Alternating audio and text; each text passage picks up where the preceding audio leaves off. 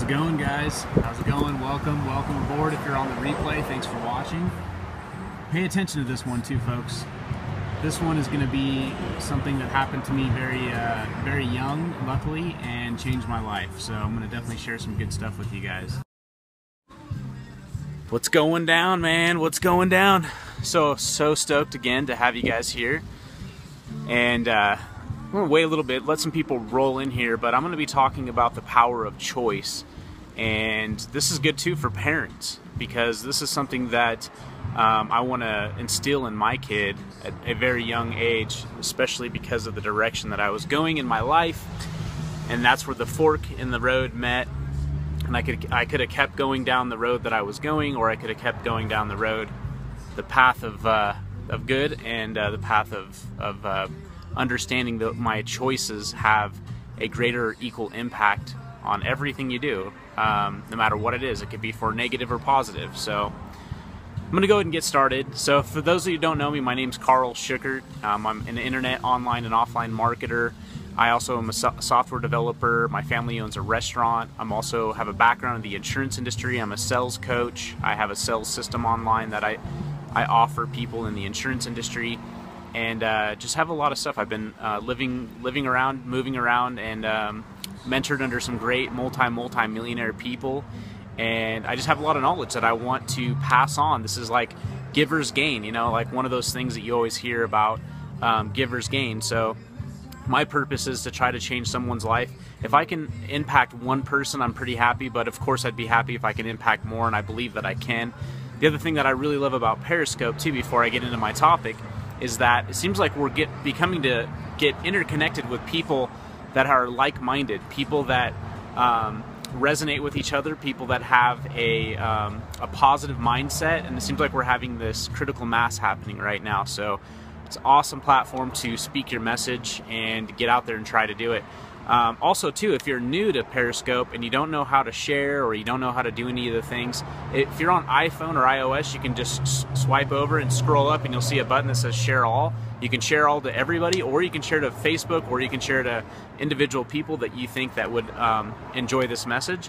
The other thing you can do is, when you're on the normal screen, on the bottom right hand corner, you can actually, I think it'll be on this side for you, but you can basically tap on the bottom and you will see hearts that'll pop up. So especially, you know, this is a social currency. It lets a lot of us speakers know that we're impacting you, and we're giving you some kind of value or something like that. So just want to let you know, for whoever's giving me those hearts right now, thank you very much.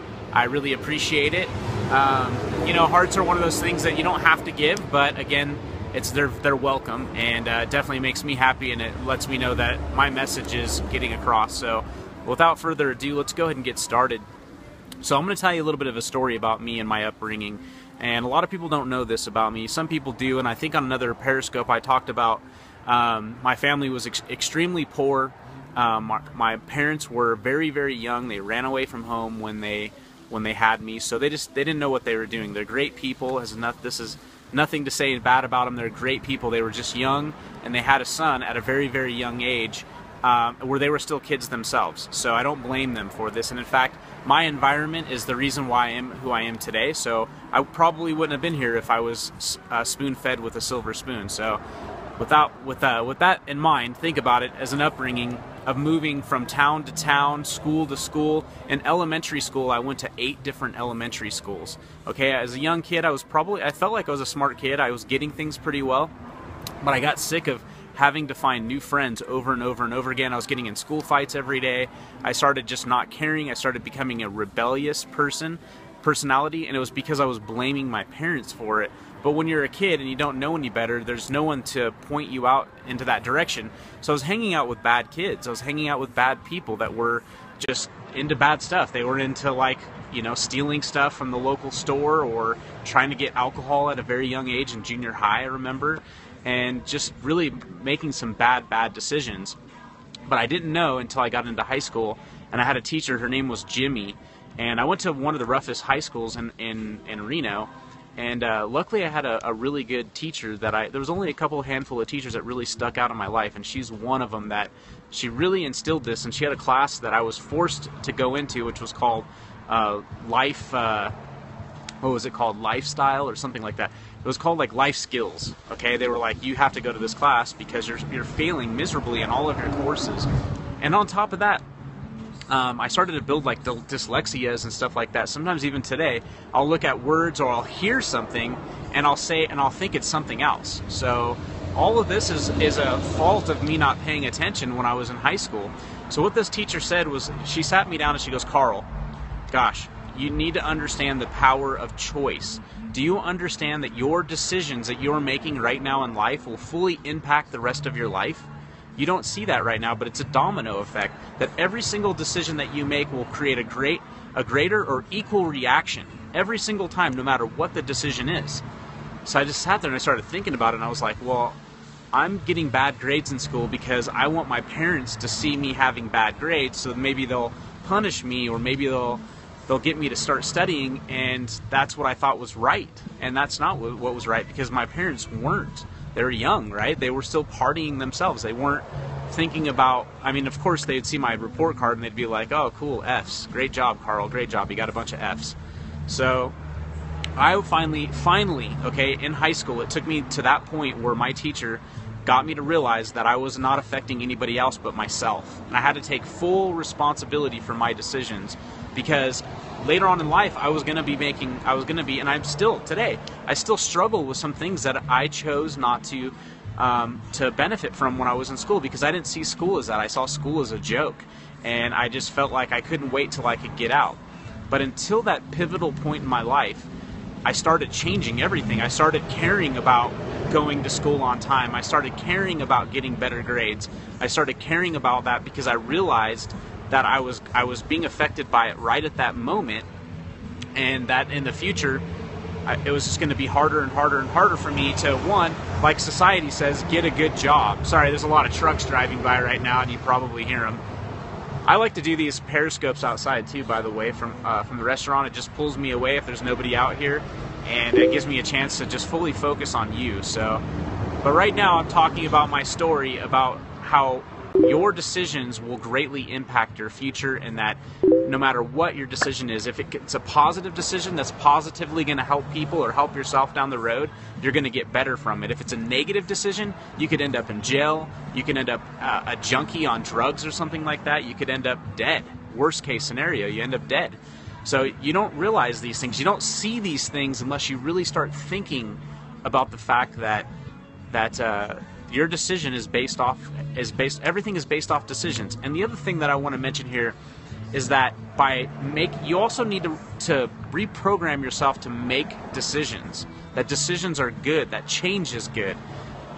And that's the thing, is sometimes people are afraid to make a decision because they're afraid of the change that they might have in their life. And so when I'm talking about also about making decisions, is that sometimes with people, they have this indecision problem where you can't make any decisions, or like analysis paralysis. I need to understand the pros and the cons and the pros and the cons of this, and I need to overstudy it before I decide to make a decision. The problem with that is that you make no decision and you fail, or you miss out on the opportunity that it possibly could be for you. So make a decision, right or wrong. Sometimes, especially like CEOs, why they're CEOs is because they're good at making decisions fast. And it doesn't matter if they're right or wrong, it's the fact that they're making decisions. So that indecision is the second part of my message, is the worst decision you possibly could ever make. Now, you do obviously need to do your due diligence, or your affidavit, or whatever you want to call it, and figure out what's going to be best for you, your family, or your business, and crush it from there. But make decisions. Don't wait out. If you see something and you know you could 100% get behind it, you believe in it, go for it, man. This is your chance. This is your opportunity to do it. So today's Monday. I sometimes like to just I want to start trying to get on these a little bit earlier, and again, my goal is to get to 100 by the 31st of October. Hopefully we'll get there. I did the math. I think I need to do at least 3 a day to get there, but I think we can get there. And I'm being held accountable by people all around me, going, when are you going to do your next Periscope? I need my daily motivation. So I think Kirk said that. Thank you for doing that. Also my wife, my friend Chris, when I was out to see him, he was telling me, hey, do a Periscope, man, do a Periscope. Like everybody was holding me accountable to doing it. So I just want to definitely give you guys that message today, and definitely want to say thank you for joining me. I don't want to spend too much time on this, but before I do go, do you guys have any questions? What's your perspective on the momentum of making decisions? My perspective, Aaron, is that if you can make a decision quick and you can get behind it, do it. The faster, the better. Even if it's no, I can't do it, okay? Sometimes there's a reason why you need to overthink it, because usually if you're overthinking it too much, that usually means you shouldn't do it, unless you're thinking about it for a marketing reason. Like if you're seeing something that's new in the industry and you're like, wow, what is this? Let me study it, let me understand it, let me see how I can use it as a marketing platform or something like that. That's a little bit different. That might take a little bit longer, but it really just depends on the decision. If it's a simple decision, just make it, go with it, and get it done, get it over with. Yes or no. Go with it. Whatever you choose, yes or no. And guys, you can pivot. Your decisions can pivot. If you've ever read the book, The Lean Startup by Eric Weiss, I think his name is, great book. He talks about how businesses start lean instead of starting so feature-rich with all these bells and whistles, and then pivot to make decisions based off what the market is demanding on the spot. So it really just depends. There's something else, too. I always call it the committee in my head. Hi, Carl, hitting hearts for you. Right on, bro. Thanks, Joe, for hitting hearts. Guys, whoever's not hitting hearts, why are you not hitting hearts? This is solid for you. Make sure you do, man. Press, press, press, press, press.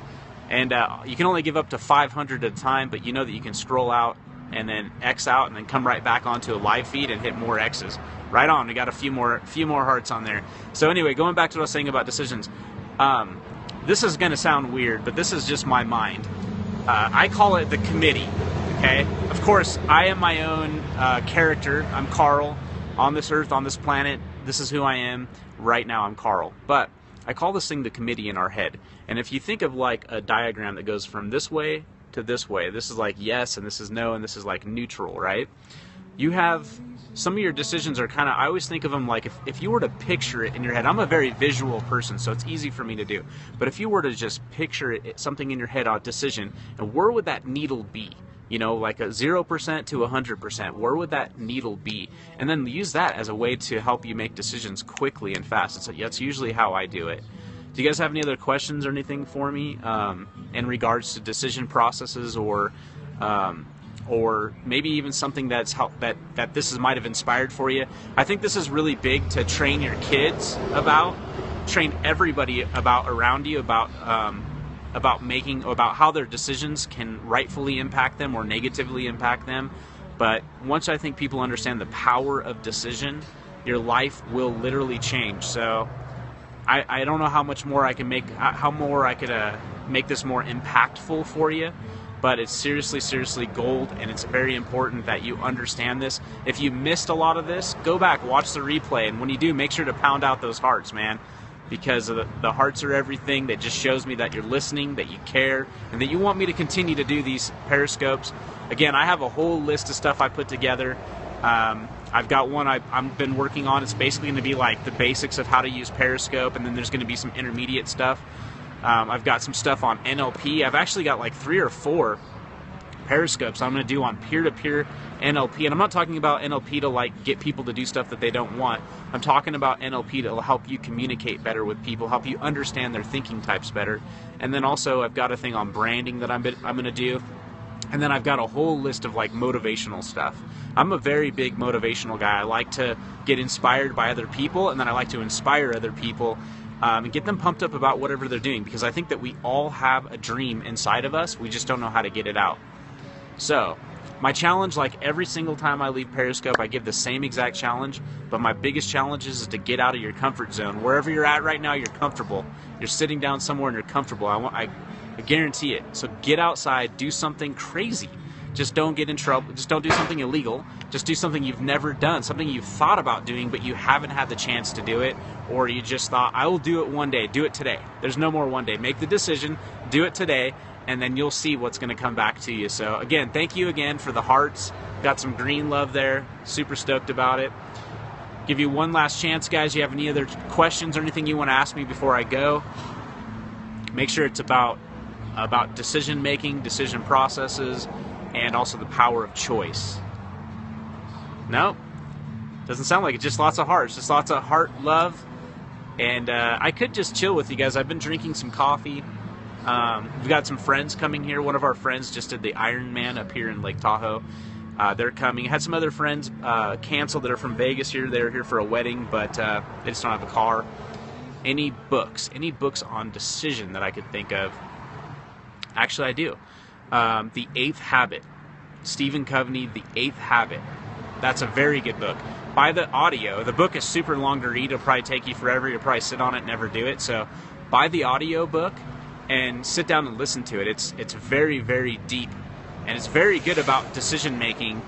And it's like, if you've ever heard of the 7 Habits of Highly Successful People, it's the 8th habit. So 7 Habits of Highly Successful People's book is about that thick. And it's one of my favorite books. It really is. It's one of those defining books for sure. Because these are like simple things that you can put into it. Yeah, definitely get it. But the 8th habit is like this thick.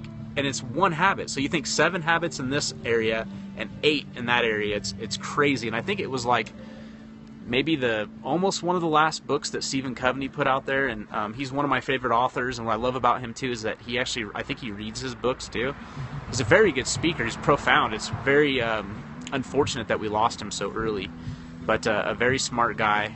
And it's one of those books that if you gotta read it, and it makes you think deep thoughts and then think about how you can implement these things into your life and then take it further. So like the 8th habit, I can kind of give you a kind of a quick review of it.